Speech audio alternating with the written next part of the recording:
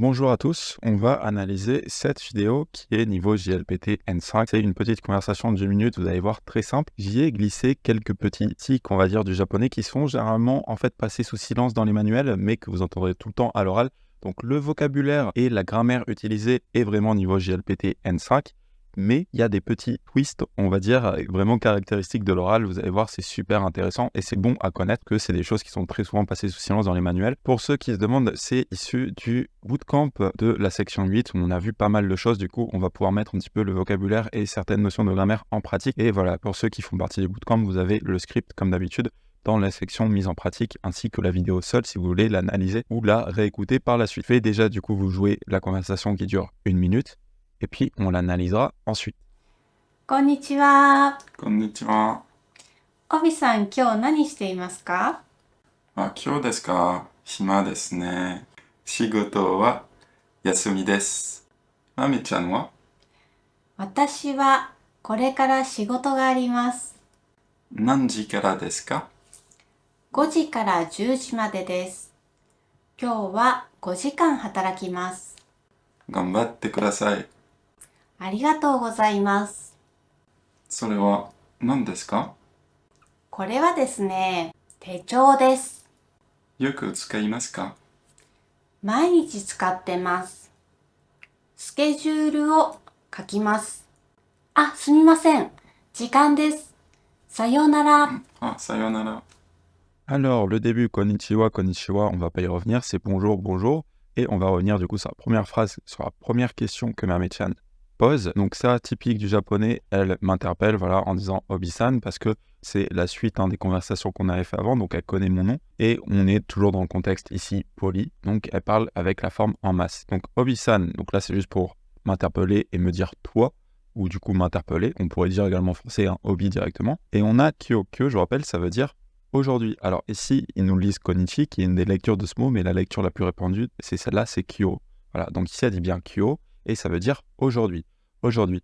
Et elle dit Nani shite imasu ka. On l'a pas vu directement comme ceci dans le cours, mais ça, c'est une expression qui est extrêmement utilisée, Nani shite imasu ka, qui veut dire qu'est-ce que tu fais? Qu'est-ce que tu fais? En fait, on a le Nani, qu'on a déjà vu, qui veut dire quoi? Quoi? Je rappelle, Nani, voilà, ça veut dire quoi? Ici, on a combien, mais si on descend, voilà, on a quoi. Et ensuite, on a shite imasu. Shite imasu, c'est le verbe se le faire qu'on a passé à sa forme en te. Ça devient donc shite. Je rappelle, c'est un verbe irrégulier, donc se le, ça devient shite. Et ensuite, on a collé l'auxiliaire ilu, être à la forme en masse. Donc, on est passé de shite ilu à shite imasu. Et ça, on a vu dans le bootcamp, du coup, que c'était le présent continu. Ça veut dire qu'est-ce que tu es en train de faire. Au passage, ici, il y a un autre petit phénomène qui s'est glissé sans que je m'en rende compte pour être honnête. C'est que normalement, effectivement, on dit nani o shite imasu ka, si on veut être absolument correct. Mais en japonais, en fait, ici, le o est la seule particule qui peut être utilisée de manière logique. C'est pour ça que très souvent, on va faire ce qu'on appelle de l'omission de particules, où on ne va pas le mettre. Pour être honnête, c'est une notion un petit peu plus avancée. Je pense que ça ne devrait pas trop vous perturber en vrai dans ce contexte, parce que nani shite imasu ka, on comprend quand même assez bien.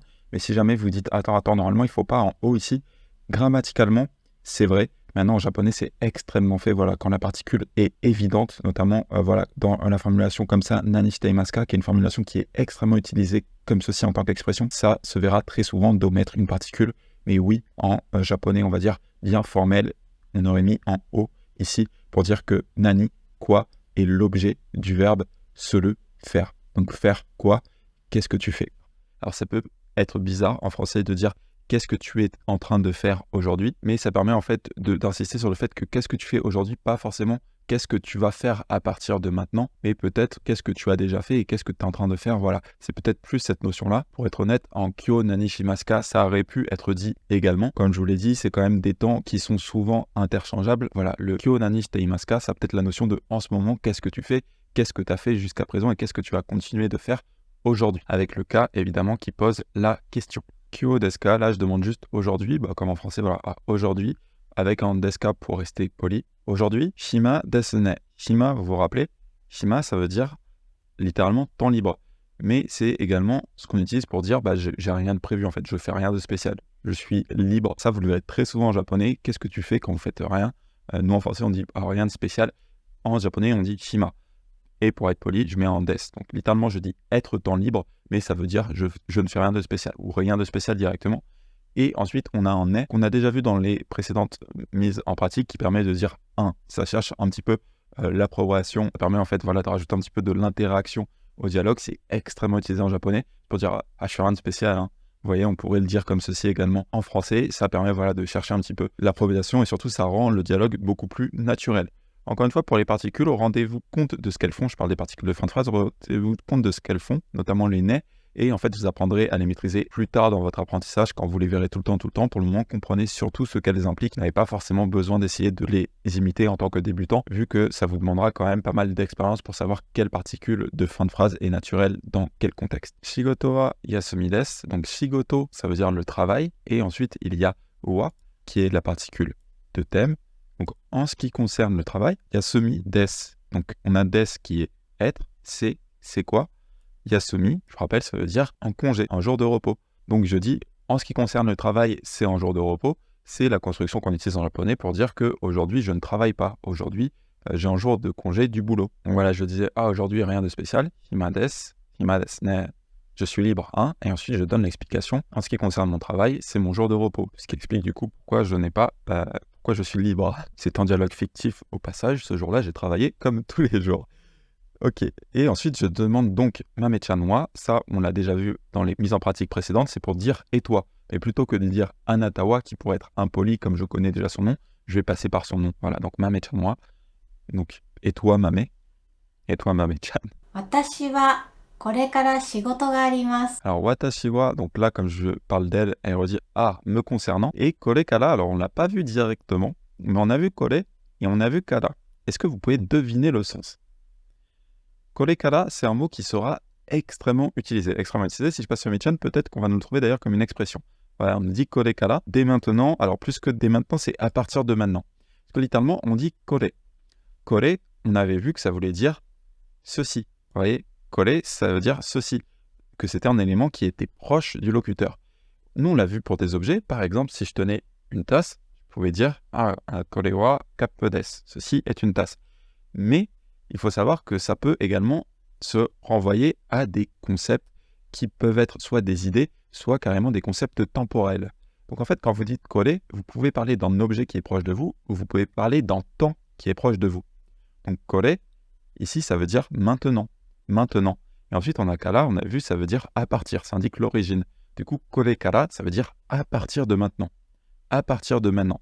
Donc à partir de maintenant, où ça va être très prochainement, dans un futur très proche. Et ensuite, elle dit shigoto, donc shigoto, on l'a déjà vu, c'est le travail. Elle lui colle en ga pour indiquer que c'est le sujet du verbe qu'on a juste après, qui est alimas, qui est le verbe aru, à la forme poli. Donc alimas, qui est le verbe être de présence. Donc le shigoto existe, c'est la formulation qui est utilisée, donc le shigoto, le travail, existe, c'est la formulation qui est utilisée, je vous rappelle, pour dire j'ai du travail ou je travaille. Nous on dirait directement je travaille après ça.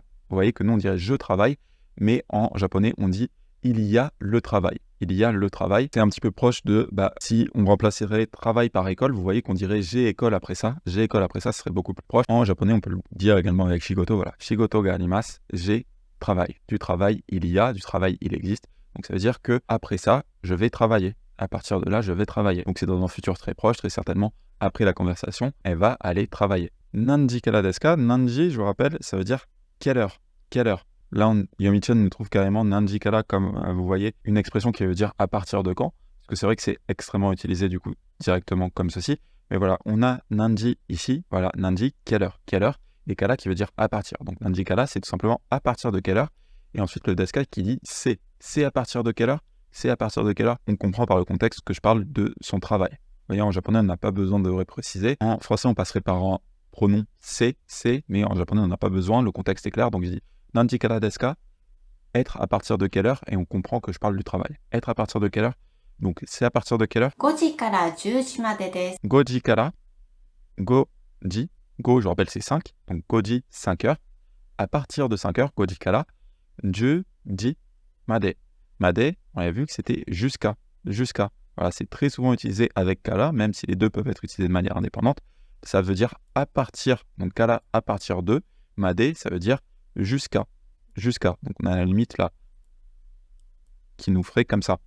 Et donc c'est jusqu'à 10 heures. Donc c'est de 5 heures à 10 heures. des, être. C'est de 5 heures, être de 5h à 10h, c'est-à-dire c'est de 5h à 10h. 今日は5時間働きます。 Là, super intéressant, tu as dit Kyo wa gojikan hatarakimasu. Alors, Kyo, ça veut dire aujourd'hui. Et ici, un mais en wa qui indique le thème. Et là, ça me permet de rebondir sur une fonction super intéressante du wa, qui n'est pas forcément facile à saisir pour les débutants. C'est que quand vous mettez en wa comme ceci, on a vu par exemple qu'au début, elle avait dit Kyo sans mettre de wa. Donc en fait, Kyo, si je remonte la phrase, voilà, elle dit Kyo nani shiteimasu ka. Parce que en fait, on peut totalement utiliser Kyo sans particule. Kyo, c'est ce qu'on appelle un nom temporel, donc on peut l'utiliser sans particule. Quand on prend la peine de lui coller wa, qu'est-ce que ça va faire? Ça va utiliser la fonction spéciale de wa, qui est de créer un contraste. Parce qu'on dit volontairement « Ah, en ce qui concerne aujourd'hui », alors que le wa n'est pas obligatoire. Donc on n'est pas obligé de dire « en ce qui concerne aujourd'hui ». Et ça, qu'est-ce que ça fait? Ça veut dire que aujourd'hui, contrairement aux autres jours, alors le contrairement aux autres jours, il n'est pas si fort que ça, mais il est sous-entendu, il est très fortement sous-entendu. Parce que si elle aurait juste dit « Kyo gojikan hatarakimasu », il y aurait eu peut-être la notion que aujourd'hui, elle va travailler 5 heures, on va y revenir, mais que c'est habituel. Alors que là, si elle dit Kyo wa, elle dit en ce qui concerne aujourd'hui, je travaille 5 heures, et ça veut dire quoi? Ça veut dire que d'habitude, peut-être qu'elle ne travaille pas 5 heures. Peut-être qu'elle travaille un certain nombre d'heures différentes tous les jours. Donc ça, c'était la fonction spéciale de wa qui permet de créer un contraste. Quand vous marquez quelque chose avec wa, ça permet vraiment d'exclure le reste.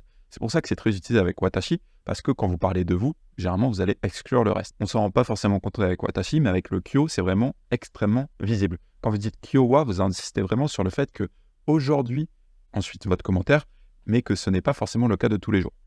Et du coup, on a go, encore une fois, go jikan. Donc jikan, c'est des heures de temps. C'est la différence entre goji. Goji, ça veut dire 5 heures. Par exemple, il est 5 heures du matin. Mais go jikan, ça veut dire 5 heures de temps. Je vous rappelle, nous, on a jikan, voilà. Le temps, l'heure, les durées. L'heure, les durées. Donc go jikan, ça veut dire 5 heures de temps. Hatarakimasu, ça veut dire travailler. C'est le verbe hataraku qui est à la forme polie. Donc on est passé de hataraku à hatarakimasu, qui veut dire travailler.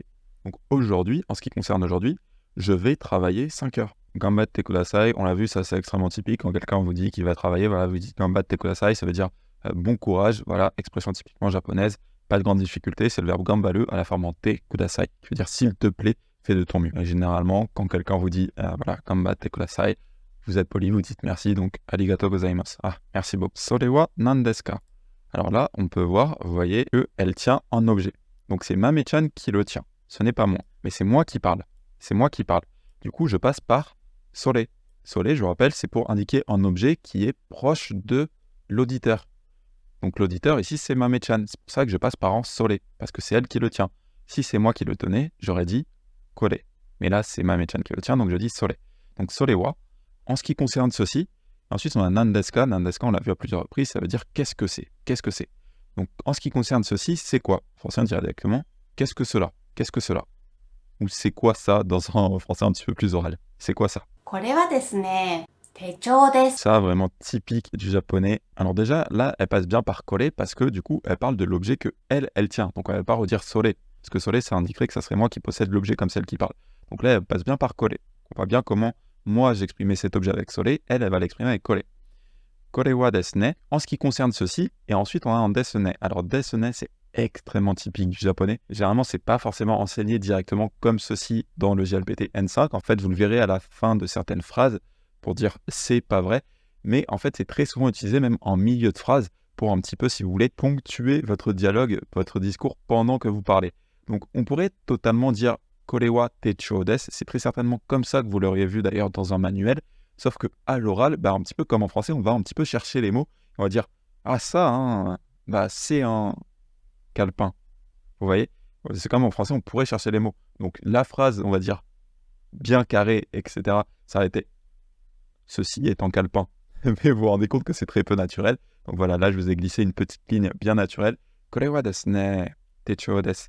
En ce qui concerne ceci, c'est en techo, donc on va revoir techo au cas où vous l'auriez oublié. Mais voilà, le desu ne comme ça, en plein milieu de phrase, vous le verrez très souvent, c'est un petit peu une ponctuation pour dire « Ah, ceci, hein, ceci, concernant ceci, hein ». Voilà, c'est juste de la ponctuation qui permet, pareil, de créer un petit peu d'interaction dans le dialogue et de montrer que vous écoutez et au passage de chercher vos mots. Et du coup, techo, je vous rappelle, c'est en fait c'est l'objet qu'il y a ici, c'est un calepin. Voilà, un carnet, bloc-notes, calepin. Agenda de poche. Yoku tsukaimasu ka. Yoku, on l'avait vu dans la section d'avant, ça veut dire souvent. souvent.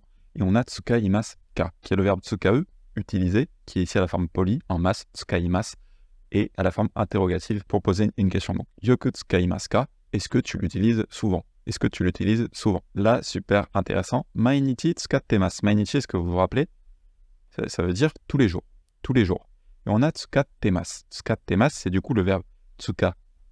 A une forme. Est-ce que ça vous dit quelque chose? En fait, c'est la forme te, iru. Du coup, la te imasu, mais telle qu'elle est extrêmement utilisée à l'oral. C'est-à-dire qu'à l'oral, la forme te imasu ou te iru, ça marche pareil avec iru. Eh bien, pour une question de fluidité et de prononciation, on ne va pas prononcer le i. C'est-à-dire qu'on est passé de te imasu à temasu. Et pareil, on pourrait passer de te iru à teru dans un registre neutre. Voilà, de passer de te iru à teru, où on supprime le i. Ça, vous le verrez tout le temps en japonais. La phrase reste polie, parce que vous voyez, elle passe par un mas. Donc la phrase reste polie, c'est juste un poil moins formel que de dire explicitement te imasu, mais ça reste poli et c'est extrêmement utilisé absolument partout, absolument tout le temps en japonais. Donc mainichi tsukattemasu, ça veut dire je l'utilise tous les jours. Et vous voyez que là, elle passe d'ailleurs par la forme du coup continue. Donc je suis en train de l'utiliser tous les jours, ce qui fait bizarre en français, mais c'est pour dire que c'est une action qui continue dans le temps. Là, ça serait quoi la différence avec mainichi tsukaimasu? En fait, les deux peuvent être dits. Je vous l'ai mis surtout voilà, pour vous montrer qu'on peut utiliser les deux et pour vous montrer ce temasu au lieu de teimasu. Mais peut-être que le mainichi tsukattemasu, ça a peut-être la notion que en ce moment, je l'utilise tous les jours. Que c'est peut-être pas non plus le cas depuis qu'elle est toute petite, voilà. Mainichi tsukaimasu, c'est un peu la notion de je l'utilise tous les jours et que c'est une habitude qui est vraiment très longue. Là où tsukattemasu, ça fait peut-être que c'est une habitude qui est un petit peu plus récente. C'est vraiment dans la nuance. En réalité, les deux sont relativement interchangeables. Dans cette situation, bien entendu. Schedule, on l'a pas vraiment vu en fait dans le bootcamp parce que c'était pas un mot qui était considéré comme N5, mais je vous le mets, voilà, ça veut dire un planning. Voilà, schedule, ça vient tout simplement de l'anglais, hein. Donc c'est assez transparent. Voilà, ça vous fait un nouveau mot de vocabulaire appris comme ceci. Donc c'est l'emploi du temps, o, qui est du coup l'objet du verbe qu'on a juste après, qui est kakimasu, qui est donc le verbe kaku, écrire à la forme polie. Donc écrire quoi? Écrire l'emploi du temps. Donc schedule o kakimasu, ça veut dire j'écris l'emploi du temps. Sous-entendu, j'y écris l'emploi du temps. Vous voyez que comme c'est compris par le contexte, on n'a pas besoin de repréciser. Dans le calepin, j'écris l'emploi du temps. Vous voyez que nous, en français, on passerait par un pronom. J'y écris l'emploi du temps, j'y écris mon emploi du temps. En japonais, ces pronoms, comme c'est compris par le contexte, on n'en a pas besoin. Donc elle dit juste j'écris l'emploi du temps. Comme elle parlait du fait qu'elle utilisait le calepin tous les jours, on comprend qu'elle utilise le calepin tous les jours pour écrire son emploi du temps. Pareil, elle ne dit pas watashi no schedule, parce que c'est compris par le contexte que par défaut, elle parle de son emploi du temps. Je doute qu'elle ne va pas écrire l'emploi du temps de quelqu'un d'autre, sinon elle l'aurait précisé. Par exemple, Oto-san no schedule kaimasu. Par exemple, j'y ai écrit l'emploi du temps de mon père. Là, elle aurait précisé, évidemment, parce que ça n'aurait pas été évident par le contexte. Donc en japonais, de base, le contexte, quand vous parlez de vous n'avez pas besoin de le préciser, c'est compris. C'est pour ça que cette phrase, qui est très simple finalement en japonais, nous, on la fournirait avec des pronoms en français. J'y écris mon emploi du temps. Voilà, super intéressant. Alors, sumimasen ou sumimasen, d'ailleurs, vous entendrez les deux. Là, je ne sais pas lequel elle a dit, je vais réécouter. Sumimasen. Donc là, elle dit bien sumimasen. Sachez que les deux prononciations existent. Vous avez sumimasen et suimasen. C'est exactement le même sens. Donc, sumimasen, pardon. Voilà, sumimasen, c'est extrêmement utilisé pour dire pardon. Pardon. Et ensuite, elle dit jikan desu. Alors, on n'a pas vu ce rôle de jikan dans le bootcamp, et je vous l'ai mis parce que c'est extrêmement utilisé comme ça. En fait, jikan, certes, ça veut dire une heure de temps. Par exemple, on a vu gojikan pour dire 5 heures, mais ça veut également dire il est l'heure, c'est l'heure. Dans le sens, c'est l'heure d'y aller. C'est l'heure d'y aller. Donc, quand tu dis jikan desu, littéralement, on dit c'est l'heure. Sous-entendu, c'est l'heure d'y aller. C'est l'heure d'y aller. Extrêmement utilisé. Ou vous verrez très souvent no jikan desu, c'est l'heure de ceci. Par exemple, One Piece no jikan desu, c'est l'heure de One Piece. Donc, jikan, très utilisé pour dire également c'est l'heure. Voilà, sayonara. Alors, vous avez peut-être entendu que sayonara, c'était peut-être un petit peu violent pour dire au revoir. C'est vrai que dans un contexte, on va dire, familier et proche, on ne dit pas vraiment sayonara. On va plus utiliser, par exemple, matane ou matakondo ou jane, ce genre de choses. Mais dans un contexte formel, comme ici, on parlait plutôt poliment, sayonara est très utilisé pour dire au revoir, il n'y a pas de souci. Voilà, dans un contexte poli, ça reste le mot qui est préféré pour dire au revoir. Sayonara, au revoir. Vous avez toutes les infos pour rejoindre le bootcamp dans la description si ça vous intéresse. Comme d'habitude, Merci à tous les membres de la chaîne qui permettent de financer le projet le temps qu'on le crée. Vous voyez qu'il avance très bien là. Voilà, on arrive à la section 8. Il y a déjà beaucoup de choses de disponibles. Donc voilà, merci vraiment à tous les membres qui ont soutenu le projet jusqu'ici et à ceux qui vont continuer de le soutenir ou aux futurs membres. C'est vraiment grâce à vous que c'est possible. Vous avez toutes les infos dans la description. Sur ce, les amis, je vous dis à la prochaine.